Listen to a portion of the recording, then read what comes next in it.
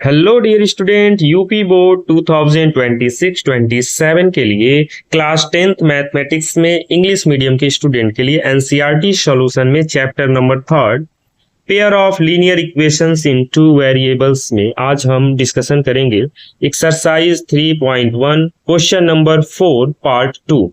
Part 1 अभी तक आपने नहीं देखा है तो जरूर देख लीजिएगा, क्योंकि पार्ट 2 में पार्ट 1 में जो रिमेनिंग क्वेश्चन है उनका डिस्कशन होगा। तो आपसे यही कहेंगे वीडियो को विदाउट स्किप किए एंड तक बने रहिएगा, और अगर आप चैनल से पहली बार जुड़े हैं तो चैनल को सब्सक्राइब करके बेल आइकॉन्स पे क्लिक करके रखिएगा। तो चलिए वीडियो स्टार्ट करते हैं। तो आज हम क्वेश्चन नंबर 4 का जो रिमेनिंग है, मींस हमने फर्स्ट और सेकेंड कंप्लीट किया था, आज हम थर्ड जो है ना उसका सॉल्यूशन देखेंगे। और आपको पता है क्या करना है, कंसिस्टेंट और इनकंसिस्टेंट वाला कंडीशन है। कंसिस्टेंट में ग्राफ पे सॉल्व करना है और इनकंसिस्टेंट में नहीं करना है। तो चलिए हम जल्दी से स्टार्ट कर देते हैं। तो अगर हम थर्ड देखें तो थर्ड आपका है 2x plus Y minus 6 is equal to 0। ये आपका इक्वेशन नंबर फर्स्ट हो जाएगा। और 4x माइनस का 2y माइनस का 4 इज इक्वल टू 0, देन ये आपका इक्वेशन नंबर सेकेंड हो जाएगा। अगर a1 upon a2 b1 upon b2 c1 upon c2 से कंपेयर करते हैं तो यहाँ पर 2 upon 4 is equal to 1 upon minus 2 होगा।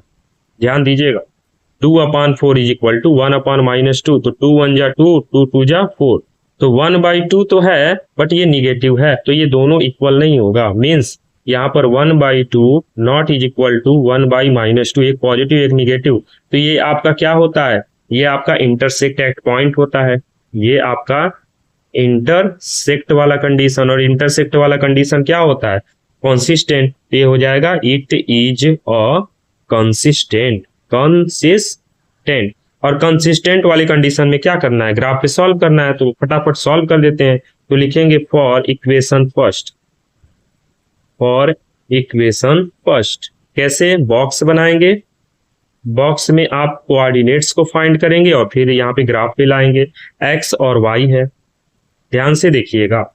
आपको क्या मिलेंगे, कोऑर्डिनेट्स मिलेंगे। कोऑर्डिनेट्स आपको मिलेंगे, और वो कोऑर्डिनेट्स क्या होंगे, चलिए एक्स के प्लेस पे अगर हम 0 पुट करें तो देखिएगा, तो y minus 6 is equal to 0। तो y यहाँ देखिएगा, अगर x के प्लेस पे हम लोग 0 पुट करें तो ये आपका इंड हो जाएगा।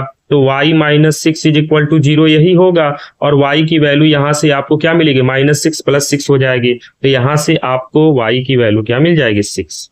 अब ऐसे ही अगर हम लोग क्या करें, अब हम लोग अगर यहाँ पर y के प्लेस पे 0 पुट करें तो क्या होगा, अगर y को 0 पुट कर देंगे तो 2x minus 6 is equal to 0। तो 2x इज इक्वल टू 6, और 2 से 6 3 टाइम्स में, ठीक है। यहाँ पे कितने टाइम्स में, 3 टाइम्स में जाएगा। तो 3 टाइम्स में जाएगा तो 2x इज इक्वल टू अगर 6, तो 2 से 3 टाइम्स में, तो x की वैल्यू यहाँ से फाइंड कर सकते हैं। तो 2 से 6 कितने टाइम्स में, 3 टाइम्स में। तो कोऑर्डिनेट्स क्या हो जाएगा, 0 6, देन सेकेंड आपका हो जाएगा 3 0। ऐसे ही आप लिखेंगे फॉर इक्वेशन सेकेंड।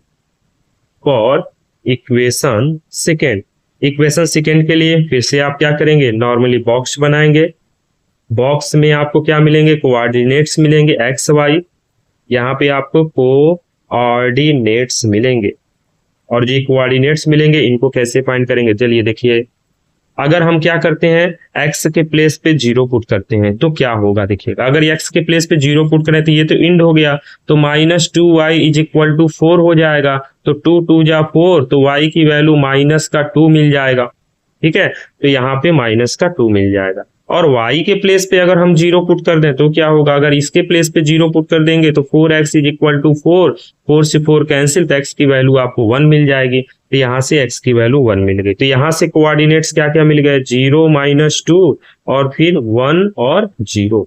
अब इन्हीं को ग्राफ्स पे लाना है, तो चलिए ग्राफ पे लाते हैं। तो x एक्सिस y एक्सिस आपको पता ही होगा, ये आपके क्या हो जाएंगे, x एक्सिस, ये आपके हो जाएंगे x एक्सिस।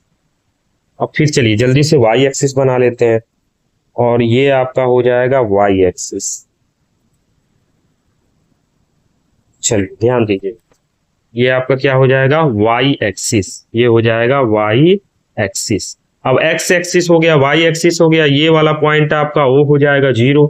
अब यहाँ पे ध्यान दीजिएगा, पॉजिटिव में 6 और निगेटिव में -2, तो 6 है तो 7, 1 2 3 4 5 6 7, 1 2 3 4 5 6 7, तो यहाँ पे हो जाएगा 1 2 3 4 5 6 7, 1 2 3 4 5 6 7।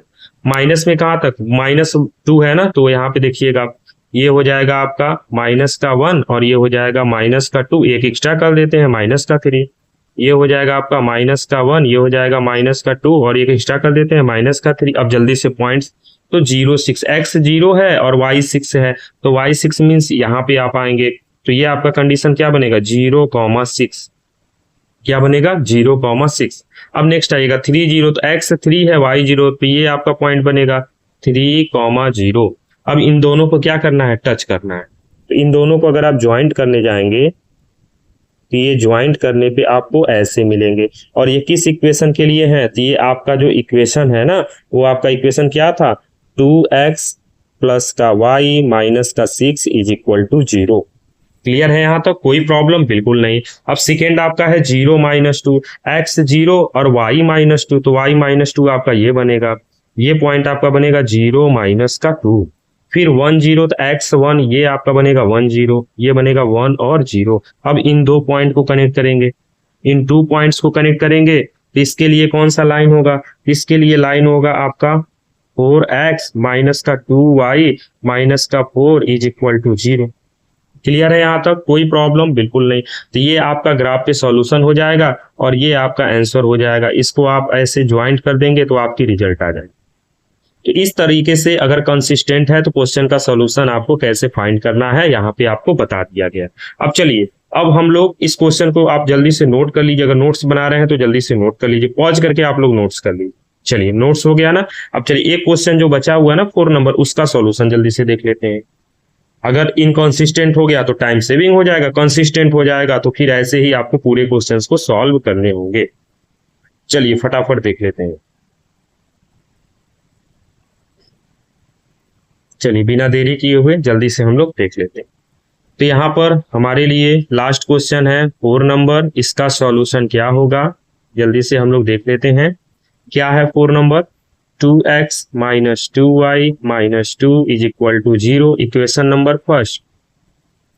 4x माइनस का 4y माइनस का 5 is equal to 0, equation number second.